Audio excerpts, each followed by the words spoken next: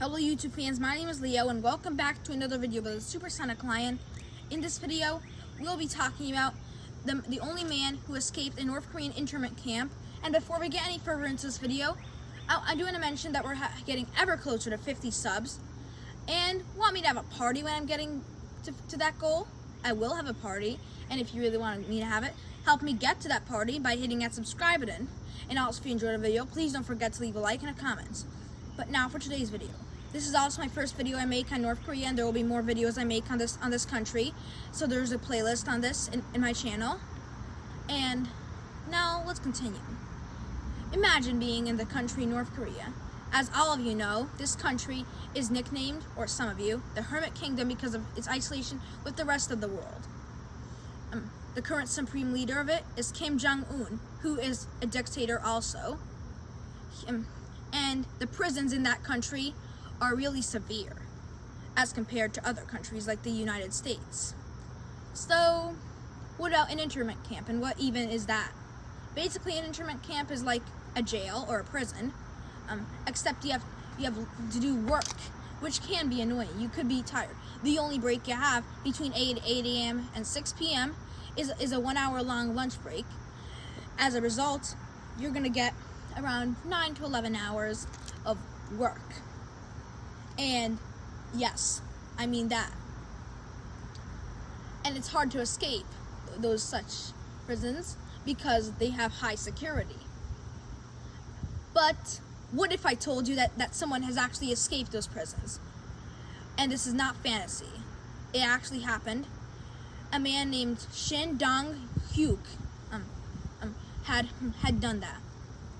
So what happened was he was born in the internment camp. The crimes his family had committed are unknown because in North Korea, the rest of your family, not just the person who committed the crime, will go into jail or even executed, as if that's not enough, because he did have to witness some executions, in fact, 2 or even more, from several other inmates in the prison, 2 of which were his brother and mother.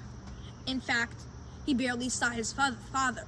The only times he would see him in a year is a few times. And as compared to a 365 day, sometimes 366 year, then in that case, seeing like 3 or 4 times will only make it like every 70 days or something.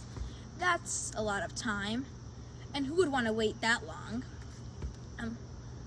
This long is around a fifth of a year or something. So now, as we go, how did he escape? So he overheard the plot with his mom and brother, and as a result, he was put in jail for informing them.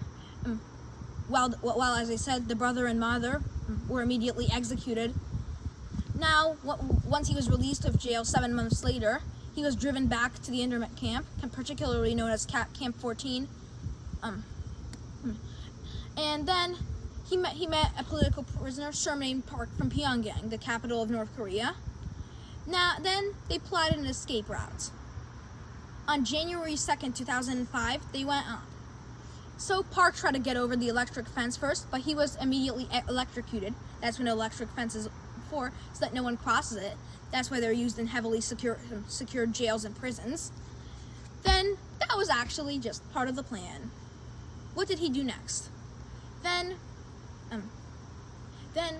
Hyuk had, maybe saying the name wrong, had just used his body as a shield.